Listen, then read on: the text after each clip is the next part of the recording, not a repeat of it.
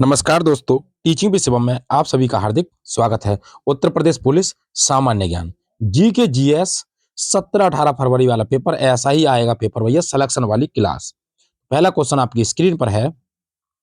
Jakarta एशियाई खेल Jakarta एशियाई खेल 2018 में शूटिंग में स्वर्ण पदक जीतने वाले 16 वर्षीय सौरभ चौधरी उत्तर प्रदेश से संबंधित हैं।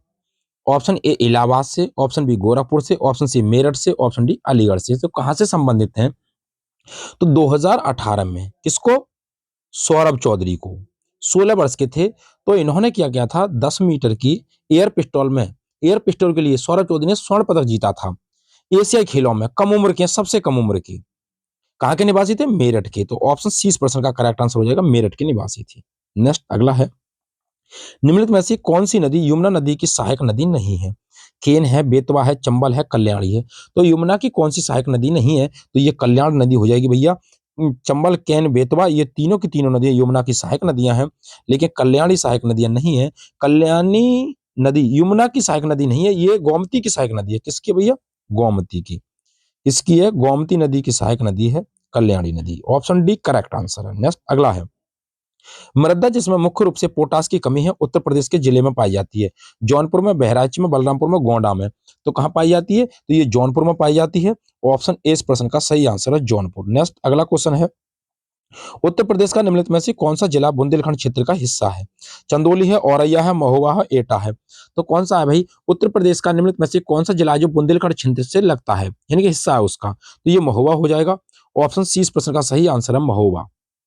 नेक्स्ट अगला है, अगला क्वेश्चन, और अगला क्वेश्चन आपकी स्क्रीन पर है। अशोक स्तंभ में उत्कीर्ण किए हुए शेर का मुख, जिसे भारत सरकार द्वारा राष्ट्रीय प्रतीक के रूप में अपनाया गया है, के संग्रहालय में संरक्षित है? Option A Kushinagar, option B Sarnath, option C Kannauj, option D Lumbini. तो ये कहां पर है? तो ये हो जाएगा भाई, इसका सही आंसर सारनाथ हो जाएगा। ऑप्शन 20 प्रश्न का करेक्ट आंसर है। भारत सरकार ने 1950 में भारत सरकार ने 1950 में राष्ट्रीय प्रतीक के रूप में, आधिकारिक रूप में अपनाया था। तो उत्तर प्रदेश के वाराणसी जिले में सारनाथ संग्रहालय में संरक्षित है। नेक्स्ट अगला क्वेश्चन आपकी स्क्रीन पर। प्रश्न आपको अच्छे लग रहे हो तो वीडियो को ज्यादा से ज्यादा शेयर करें और लाइक करें, और कमेंट बॉक्स में अपना सुझाव भी दें। लाइक करने में भाई आपका कुछ नहीं जाता, लेकिन हम लोगों का मनोबल तो अवश्य बढ़ जाता है। चंदेल शासक के दौरान उत्तर प्रदेश का निम्नलिखित में से कौन सा क्षेत्र जेजाग भुक्ति या जयहोटी के नाम से जाना जाता है? अवध है, बुंदेलखंड है, काशी है, दोआब है। तो कौन सा है भाई? अवध है, बुंदेलखंड है, काशी है, या दोआब है? कौन सा क्षेत्र हो जाएगा? तो इसका हो जाएगा बुंदेलखंड। ऑप्शन 20 प्रश्न का सही आंसर है, बुंदेलखंड। नेक्स्ट और अगला क्वेश्चन क्या कहता है, उत्तर प्रदेश को महिलाओं से संबंधित पहली पत्रिका 1874 ईस्वी में प्रकाशित करने का भी श्रेय जाता है, जिसके संपादक भारतेंदु हरिश्चंद्र थे। कौन से? बालबोधनी, सरस्वती, सितारे हिंद, या उदंत मार्दंड। तो कौन था भाई? तो हो जाएगा बालबोधनी। ऑप्शन ए इस प्रश्न का सही आंसर है, बालबोधनी। 1 जनवरी 1874 को भारतेंदु हरिश्चंद्र ने बालबोधनी हिंदी मासिक पत्रिका का प्रकाशन बनारस से आरंभ किया था। ये महिलाओं से संबंधित थी, पहली पत्रिका थी। आइए नेक्स्ट अगला क्वेश्चन देखते हैं। प्रसिद्ध सितार वादक नवाब इनायत खान उत्तर प्रदेश से संबंधित थे। एटा से, इटावा से, औरैया से, फिरोजाबाद से। तो किससे संबंधित थे? तो ये थे इटावा से संबंधित। ऑप्शन 20 प्रश्न का सही आंसर है। प्रसिद्ध सितार वादक नवाब इनायत खान 1894 ईस्वी से 1938 ईस्वी तक उत्तर प्रदेश के इटावा से संबंधित थे। इनके पिता इमदाद खान थे, जिन्होंने उन्हें पारिवारिक शैली में सितार और सुरबहार सितार सिखाया था। आइए अगला क्वेश्चन आपकी स्क्रीन पर चलते हैं। तीसरी बौद्ध परिषद किस शहर में आयोजित की गई थी? युगान में, पाटलिपुत्र में, वैशाली में, राजगीर में। तो कहां की गई थी? तो ये पाटलिपुत्र में की गई थी। ऑप्शन 20 प्रश्न का सही आंसर है। तीसरी बौद्ध संगति का जो आयोजन हुआ था वो कहां हुआ था भैया? पाटलिपुत्र में। 250 ईसा पूर्व की बात है, 250 ईसा पूर्व में, जिसकी अध्यक्षता मोंगलीपुत्र तिस्से ने की थी। इस संगति में 1000 भिक्षुओं ने भाग लिया था। परिषद में कौन थे? अभिधम्ब नामक तीसरा पिटक जोड़ा गया था, इसमें तीसरा पिटक जोड़ा गया था। नेक्स्ट अगला है, भारतीय रिजर्व बैंक की स्थापना किस वर्ष हुई थी? 1930 में, 1935 में, 1940 में, 1945 में। तो कब हुई थी? तो ये हुई थी 1935 में। ऑप्शन 20 प्रश्न का सही आंसर है 1935। 1 अप्रैल कब की बात है? 1 अप्रैल, ये भी आपको ध्यान रखना भी 1 अप्रैल 1935। 1 अप्रैल 1935 में भारतीय रिजर्व बैंक अधिनियम 1934 के प्रावधानों के अनुसार यानी कि उसके अनुसार 1 अप्रैल 1935 की बात है जो स्थापना हुई थी। अगला क्वेश्चन है, चेमन चेरी कुन्हेर रमन नायर निम्नलिखित में से किस नृत्य के रूप में उल्लेखनीय नर्तक हैं? कथकली के हैं, मोहिनीअट्टम के हैं, भरतनाट्यम है, यक्षगान है। तो अब इसकी बात करें, चेमन चेरी कुन्ही रमन नायर जो है वो कथकली से संबंधित हैं। कथकली बोले तो नृत्य ये कहाँ का भैया? केरल का हो जाएगा। कहाँ का हो जाएगा? केरल का हो जाएगा। केरल, और केरल की बात करें, केरल राज्य का नृत्य है, भगवान श्री कृष्ण की भूमिका का नृत्य है, भगवान श्री कृष्ण की, तो केरल कथकली। मोहिनीअट्टम की बात करें तो मोहिनीअट्टम आपको बताना भी मोहिनीअट्टम कहाँ का है। हम बात करें यक्षगान तो कर्नाटक का होता है। भरतनाट्यम की बात करें तो तमिलनाडु का हो जाएगा। तो ये आपको बताना भाई मोहिनीअट्टम कहाँ का है भैया, कमेंट बॉक्स में बताएं भाई इसका आंसर। अगला है, खाद्य और कृषि संगठन कारपोरेट सांख्यिकी डेटाबेस वर्ष 2016 के अनुसार प्याज के उत्पादन में विश्व स्तर पर भारत की रैंक कौन सी है? प्रथम है, द्वितीय है, तृतीय है, चतुर्थ है। तो कौन सी है प्याज के उत्पादन में? तो द्वितीय रैंक है। बी ऑप्शन करेक्ट आंसर है। अगला क्वेश्चन है नेक्स्ट, वित्तीय वर्ष 2017-18 के दौरान भारत के निर्यात में वृद्धि का प्रतिशत क्या था? 6.8%, 7.8%, 8.8%, 9.8%, कितना परसेंट था? तो 9.8% था। डी ऑप्शन इस प्रश्न का सही आंसर है। अगला क्वेश्चन है, भारत के संविधान का निम्नलिखित में से कौन सा भाग नागरिकता से संबंधित है? ये आपको बताना है। भाग 6, भाग 2, भाग 8, भाग 9, यानी कि भाग 10। यानी कि जो हो जाएगा, सॉरी ये रोमन अंकों में भैया, तो भाग हो जाएगा यानी कि एक्स आई हो जाएगा 9, तो कौन सा हो जाएगा? 12, सॉरी 12 हो जाएगा भैया। तो अब बताएं इसमें कौन सा भाग हो जाएगा? तो भाग बी, 2 वाला, भाग 2, भाग 2 हो जाएगा। अगला क्वेश्चन है, भारत के संविधान भारत के संविधान के अनुच्छेद 24 के अंतर्गत वर्ष से कम आयु के बच्चों को किसी कारखाने में काम करने के लिए नियोजित नहीं किया जा सकता। यानी कि ये कहता है अनुच्छेद 24 कि कितने वर्ष से कम उम्र के बच्चों को कारखाने में काम करने के लिए नियोजित नहीं किया जाता। 14 वाले, 15 वर्ष वाले, 16 वर्ष वाले, 17 वर्ष वाले, तो कितनी उम्र वाले? 14 वर्ष से कम उम्र के बच्चों को कारखाने में आप काम नहीं करा सकते, ये अनुच्छेद 24 बताता भैया। ऑप्शन ए इस प्रश्न का करेक्ट आंसर हो जाएगा। नेक्स्ट अगला है, ये कहता है भारत के संविधान का निम्नलिखित में से कौन सा अनुच्छेद राष्ट्रपति के चुनाव की प्रक्रिया से संबंधित है? अनुच्छेद 67, अनुच्छेद 55, अनुच्छेद 51, अनुच्छेद 74। तो कौन सा अनुच्छेद है? तो अनुच्छेद 55 बताता है राष्ट्रपति के चुनाव की प्रक्रिया के से संबंधित। ऑप्शन बी इस प्रश्न का सही आंसर है। अगला क्वेश्चन है, निम्नलिखित में से कौन भारत में पहली लोकसभा के उपसभापति थे? Option A Ravi Rai, option B Baliram Bhagat, option C A M Ananth Sayanam Ayyangar, option D G Lakshman. तो कौन थे भाई? तो हो जाएंगे M Ananth Sayanam Ayyangar. Option C इस प्रश्न का सही आंसर है। कब की बात है? तो ये है 30 मई और 30 मई 1952 से 7 मार्च 1956 तक प्रथम लोकसभा के उपसभापति तथा सभापति या अध्यक्ष जीबी मामक, और अध्यक्ष कौन थे?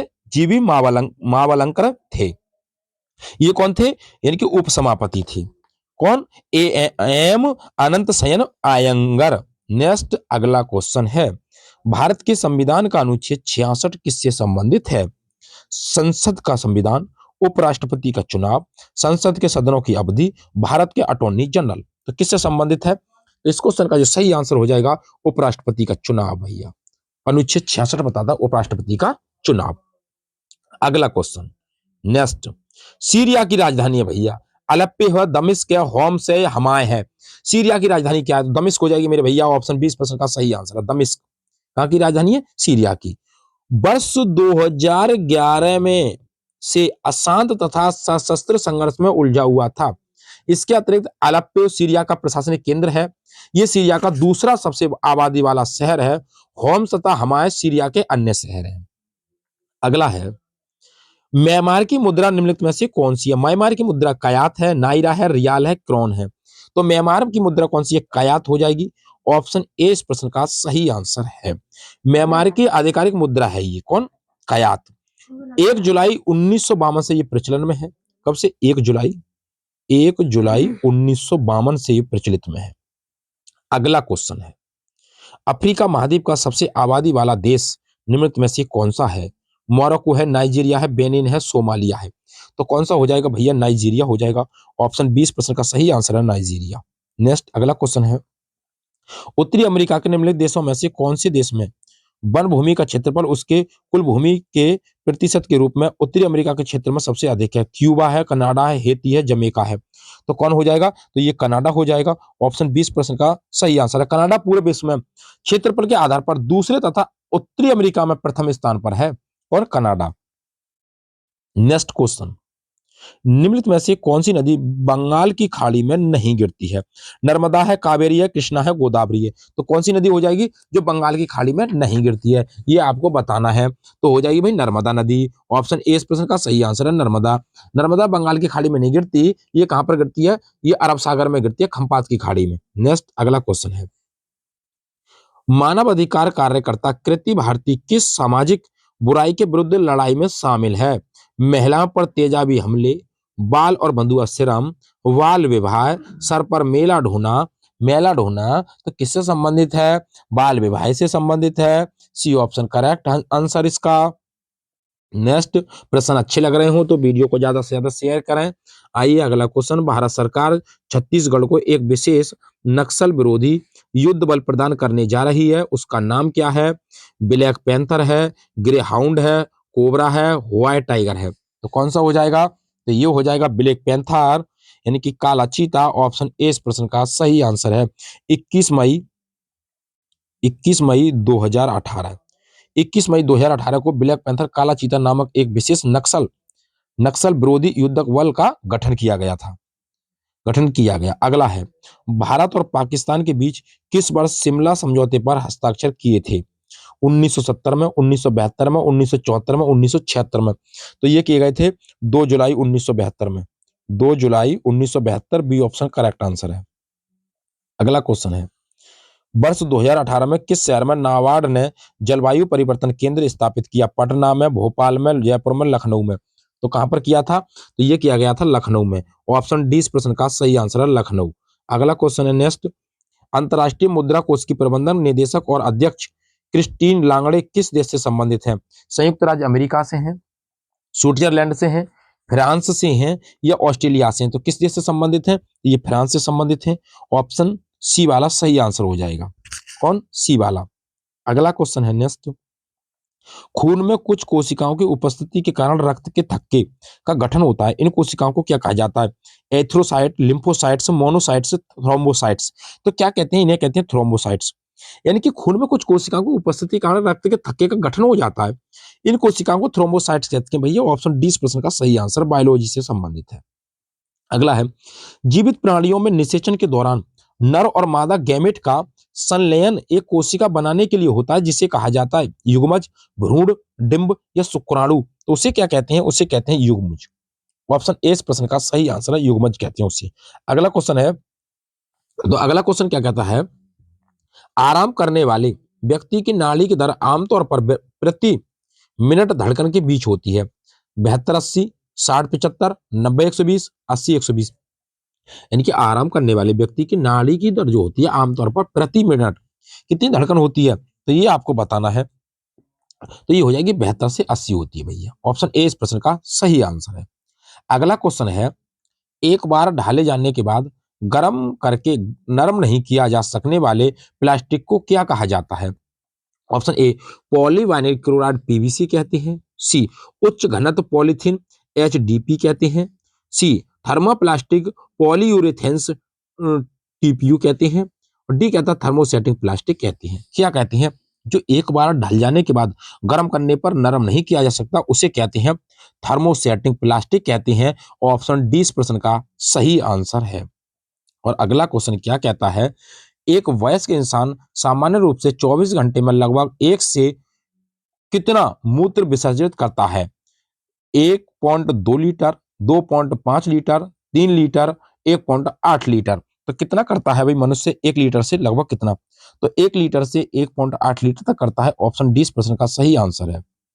नेक्स्ट अगला है, 11 दिसंबर 2014 को संयुक्त राष्ट्र ने संकल्प 69/131 द्वारा योग के अंतर्राष्ट्रीय दिवस के रूप में घोषित किया। तो कब किया? 21 जून, 25 जून, 25 मई, 21 मई, तो 21 जून को किया। यानी कि अंतर्राष्ट्रीय योग दिवस कब मनाया जाता है? 21 जून को मनाया जाता है। ऑप्शन ए इस प्रश्न का सही और सटीक आंसर है। अगला है, वर्ष 1943 में विटामिन के आविष्कार के लिए को नोबेल पुरस्कार दिया गया था।